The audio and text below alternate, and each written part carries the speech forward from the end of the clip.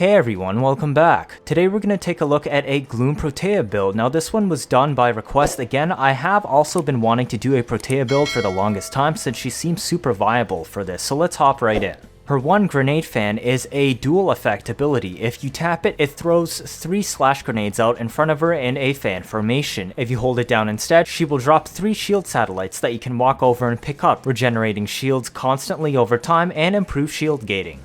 Her 2 is Blaze Artillery, her famous turrets that scale with number of hits and can ramp all the way up to extreme damage, completely annihilating enemies. Her 3 Dispensary is an insane utility tool both for you and your team. It produces universal ammo, health, and energy orbs of the large variety with a chance of double pickup. Her 4 Temporal Anchor snapshots her state in time when you cast it, where you're free to burn as much ammo and energy as you want and travel elsewhere. Once it runs out, if you deactivate it, or if you down, it will send you back to where you were previously, keeping all of your snapshotted ammo, energy, and health, minus the cast cost of the ability itself. Finally, her passive is a simple but extremely strong one. Every 4th ability cast gets 100% extra strength. Now this is the reason why Gloom is so powerful on her, so let's take a look at what I did with her kit. Protea does so well with high duration as well as range, and that's what we're going to play towards in this kit. This gives her slash fans 9.2 radius on them. Remember, there's no limit to these, so you can spam them as much as you want to control an area, as they are a hard CC. The shield grenades will benefit a lot from the increased duration as well as some strength. Now her 2 turrets scale mostly not with strength, but actually duration, because each extra hit increases the damage, so the longer it sticks around, the higher it can ramp up. Dispensary, her utility tool, is only as useful as what you get out of it. That's why we want a higher duration, so it can provide more orbs for us to use while costing less with better efficiency. Finally, for her 4, I've replaced Temporal Anchor with Gloom because it doesn't flow that well into the playstyle of a mission. It also feeds into very well with the high duration and range we're building for, and you're also able to take advantage of her passive so you don't have to spend as many slots building strength. This also adds into your kit of CC further, so you can group enemies together for easy pickings by freezing them into your slash grenades or putting them in range of your turrets longer. Now let's take a look at what mods I used to achieve this. The first thing you'll notice is we're actually running lower strength than usual on a Protea build. Now the reason for this is for our grenades and our turrets, we're going to be getting the firepower from the higher duration as well as sheer quantity through spamming them. The strength for Gloom instead will come from growing power as well as her passive, letting us reach 264 strength. This doesn't fully cap it out, but you do reach a 92.4% slow, which is good enough. We did take a small duration hit from slotting Transient Fortitude, and this is because I wanted to get a decent amount of range, so I had to throw in Overextended. There's other reasons for this that I'll get to in a little bit. This lets us reach our strength breakpoints while still maintaining a decent amount of duration and efficiency, which keeps our drain low and manageable on Gloom without having to resort to other tactics. This is the reason why we had to slot in Narrow-Minded, which was compensated with Overextended, as well as adding in Primed Continuity. Streamline is our flex slot on this build, and there's other things you could slot in, but that was my preference. Based on this, our slash and shield grenades now last 29.44 seconds. Our Blaze Artillery lasts all the way up to 6.67 seconds, which gives it a huge amount of time for it to ramp up its multiplier that you'll soon see later on. Our Dispensary lasts nearly a minute, getting the most out of it going through 4 or nearly even 5 energy drop and health drop rotations. With how spammy this build is, even with that decent duration, we're still going to slot Prime Flow so that we can bank up our energy with the Arcane Energize. With the amount of CC on this build, I actually opted to not run Arcane Eruption and Strike instead for better melee if you choose to do so. However, alternative options will include Nullifier so it can keep your energy upkeep, as well as if you really want to, Eruption is still an option.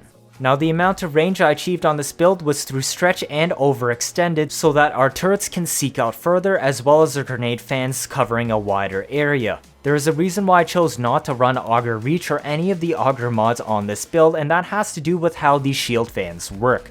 Our Gloom also reaches out to nearly 30 meters, which encompasses a huge area, and this gives you a fantastic lockdown even if you navigate around, keeping enemies within the turret and slash grenade radius. For a companion today, I am bringing a Worm Prime for the negate to block knockdown since we don't have Prime sure-footed, more survivability from Prime regen, and the synth mods for holstered reload on your new core while you're swinging your melee. Fired Up is essential to play towards proper heat weighting on our sentinel weapon for proccing status, as well as their standard primed animal instinct, vacuum, and assault mode. Now for the Verglass, this is literally just a Glaxon primary slacked onto your sentinel. We're building it for viral and heat, so you can prime up anything around you that you can't immediately kill. Prime Shred lets it shoot through the crowd, as well as going for 60/60 mods for higher status. I have a Riven, but it's not really necessary. What is important though is making sure you have the right Bane for the mission. Alternatively, you can slap on a Panzer Valpaphyla, which will be super handy if you're opting for the second build that I show you later on, as you will be able to take full advantage of the tile-wide viral spread. It also has the advantage of essentially being immortal, so you don't even need to worry about primed regen. Now if you're opting for the melee setup, you will want to run Naramon so that you can take Power Spike, which will decay your melee counter only by 5 instead of losing it all. So let's see how this build plays out. When you load into a mission, the first thing you want to do is drop your Dispensary. Not only will this give you more energy back on the higher duration, but you can also proc Arcane Energize so you can start setting up.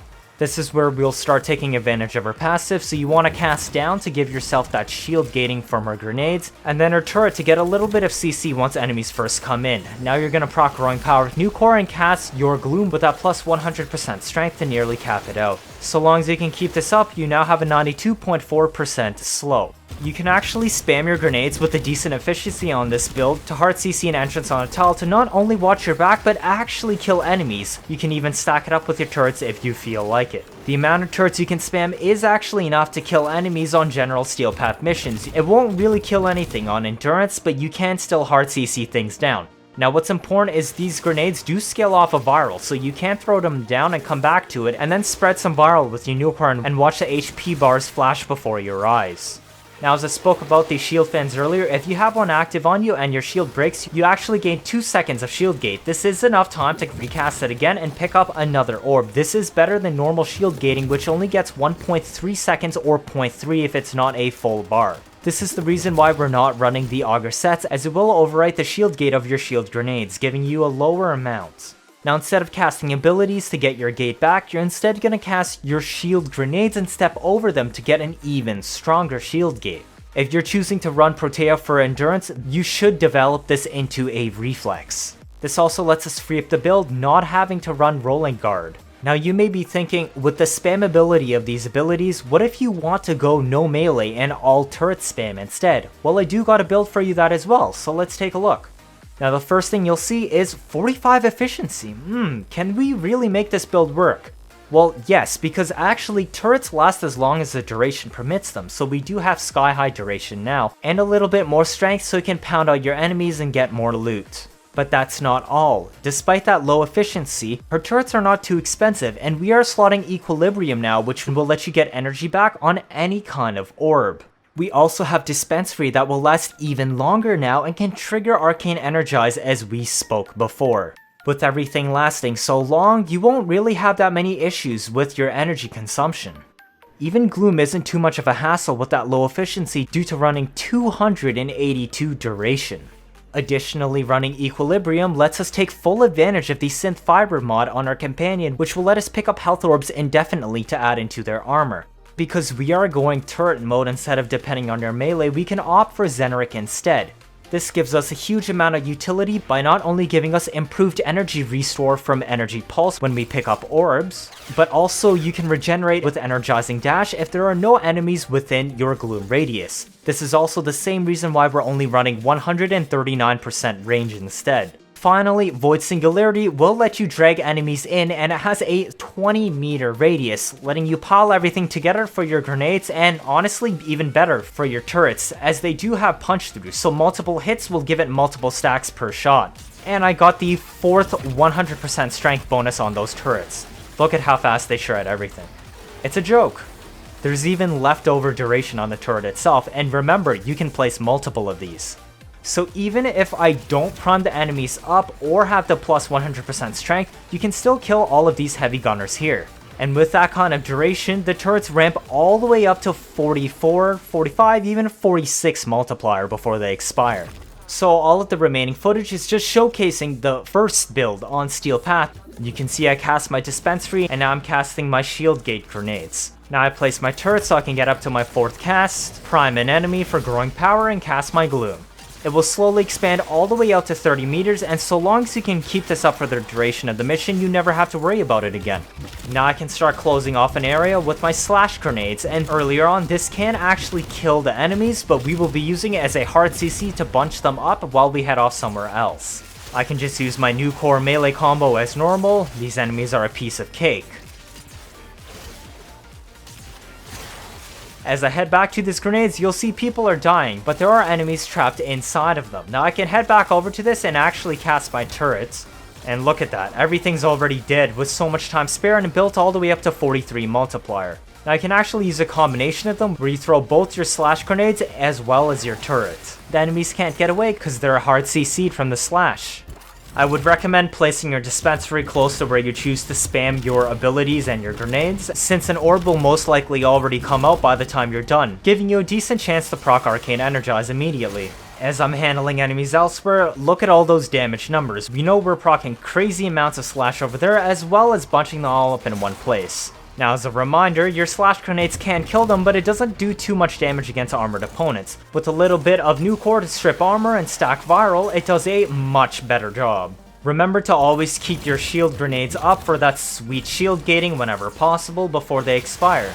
This isn't too important now, but if you're going for longer runs, this will be essential in making sure that you stay alive forever. For the Acolytes, well, your turrets will shred them apart, honestly. That was only one there, but I could have stacked more. Your slash grenades can also take them down. It does do less damage, but they do last longer. One thing to keep in mind is if there are other enemies in the vicinity, it seems like your turrets will try to spread out the damage across all of them, so you won't get as many hits on the Acolytes, but you can just cast more turrets to compensate. It's still not a problem to kill them at all though, because the Acolyte's level does not scale with endurance. That's all that I want to show you for the Protea build today. I've waited a very long time to put this out because I knew it was going to work very well, and there have been other creators that have already covered Protea. I hope my spin on it was what you were looking for and it satisfies your expectations. Huge shout out to all my community that's been trying to help me along all this way and giving me suggestions on builds. I wouldn't have made it this far without you. If this is your first time watching, feel free to leave a like or better yet subscribe. Let me know your thoughts down in the comments. 75.8% of you are not subscribed. I'm trying my best to bring you all the builds and interesting new information about the Tempestarii update that came out, as well as any tips and tricks that come to mind as the game progresses further. I'm also preparing information so I can get it out for you as fast as possible once the Sisters of Parvos mainline drops next, so you don't want to miss out on any of that. That'll be it for this video. Thank you all for watching and see you all next time.